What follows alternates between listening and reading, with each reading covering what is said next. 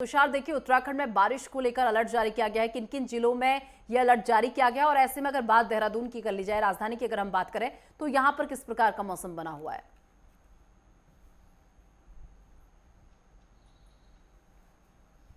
देखिए बिल्कुल, अगर बात की जाए मौसम विभाग ने एक बार फिर अलर्ट जारी किया गया है और इसमें अगर बात करूँ तो बागेश्वर में अत्यधिक बारिश हो सकती है, उसके लिए ऑरेंज अलर्ट जारी किया गया है। वहीं देहरादून, चमोली और पिथौरागढ़ और नैनीताल, इन 4 जिलों के लिए येलो अलर्ट जारी किया गया है। मौसम विभाग की हिदायत यही है कि इनमें से जो मैदानी क्षेत्र हैं वहाँ पर जो नदियों के जलस्तर है वो बढ़ सकते हैं, जिसके कारण जो लोग वहाँ पर रह रहे हैं उनको काफ़ी सतर्क रहने की ज़रूरत है। और साथ साथ जो पहाड़ी इलाके हैं वहाँ पर अत्यधिक बरसात हो सकती है, जिससे कहीं ना कहीं लैंडस्लाइड्स का जो खतरा है वो देखने को मिल सकता है, जिससे जो यात्री ऊपर जा रहे हैं, चार धाम यात्रा कर रहे हैं, उनको विशेष हिदायत यहाँ पर दी गई है, सतर्कता यहाँ पर रखने की साफ तौर पर मौसम विभाग ने हिदायत दी है। तो ऐसे में कहा जा सकता है कि 5 जिलों के लिए भारी से भारी बारिश का संकेत दिया गया है। देहरादून की अगर मैं बात करूँ, पिछले 2 दिनों से देर रात जो बरसात शुरू हो रही है उससे कहीं ना कहीं जो नदियाँ हैं और नाले हैं उसका जलस्तर बढ़ता हुआ नजर आ रहा है। कई क्षेत्रों में जो मलबा भी घर में घुसने की जो सूचना है वो सामने आई है।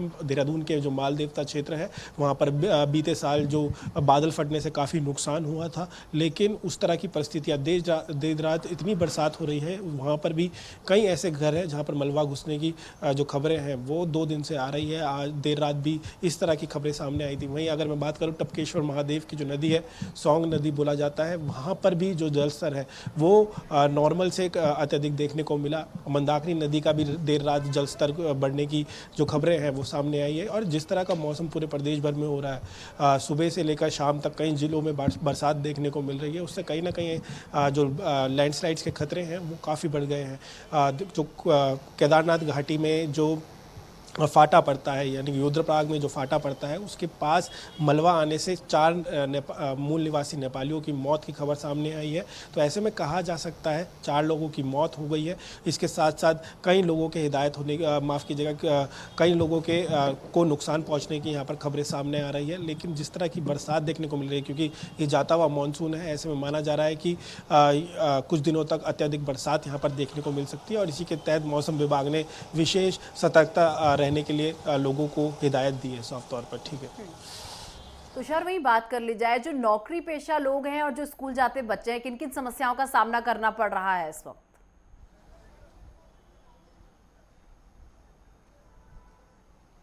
देखिए बिल्कुल, अगर नौकरी पेशा लोगों की बात की जाए तो कहीं ना कहीं जो लोग हैं वो दूसरे ज़िले से लेकर एक ज़िले से लेकर दूसरे ज़िले तक ट्रैवल करते हैं। जल भराव की समस्या इसमें देखने को मिलती है। जो ट्रैवल्ड जो पब्लिक ट्रांसपोर्ट होते हैं उसमें भी दिक्कतें देखने को मिलती है। और जिससे बरसात जिस तरह की मानसून को यहाँ पर कहा जाता है कि अनएक्सपेक्टेड बारिश यहाँ पर देखने को मिलती है, अत्यधिक बरसात देखने को मिलती है मौसम में। तो ऐसे में जो नौकरी पेशा लोग हैं उनको काफ़ी दिक्कतें इसमें देखने को मिलती है, क्योंकि पब्लिक ट्रांसपोर्ट इनमें मुश्किल मिलते हैं इस दौरान। साथ साथ जो जगह हैं, कई क्षेत्रों में बड़े बड़े गड्ढे हैं जिससे जल भराव की समस्या देखने को मिलती है। उससे कहीं ना कहीं जो उनका रास्ता है काफ़ी खतरनाक और जोखिम भरा हो जाता है। वहीं जिस तरह का अलर्ट दिया गया है, जो प्रशासन है और साथ साथ आपदा प्रबंधन की टीमें हैं वो लोगों को सतर्क करती हुई नजर आ रही है। अगर कहीं भूस्खलन है तो ऐसे में उनको पहले ही रोका जा रहा है। जो संभावित क्षेत्र हैं जहाँ पर ब्लैक स्पॉट्स उन्हें कहा जाता है, जहाँ अत्यधिक भूस्खलन होता है, वहाँ पर भी यात्रियों को रोका जा रहा है। और साथ साथ जो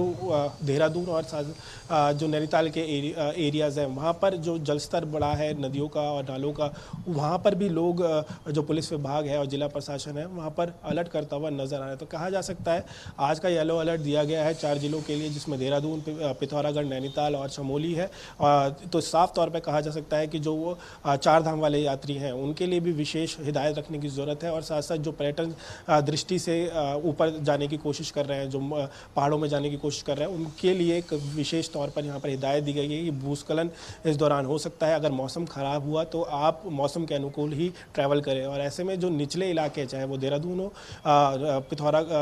माफ़ कीजिएगा नैनीताल हो, यहाँ पर जो नदियाँ और नाले उफान पर आए हैं तो आसपास के लोगों को यहाँ पर अलर्ट किया जा रहा है। तुषार, अक्सर देखा जाता है कि बारिश होती है तो ऐसे में जो डैम है वो काफी भर जाते हैं, ओवरफ्लो होने लगते हैं। ऐसे में इन तमाम डैम्स की अगर बात कर ली जाए, उत्तराखंड के डैम्स की अगर बात कर ली जाए, तो यहाँ से पानी जो छोड़ा जा रहा है, कितनी मात्रा में, कितने क्यूसेक पानी यहाँ से छोड़ा जा रहा है?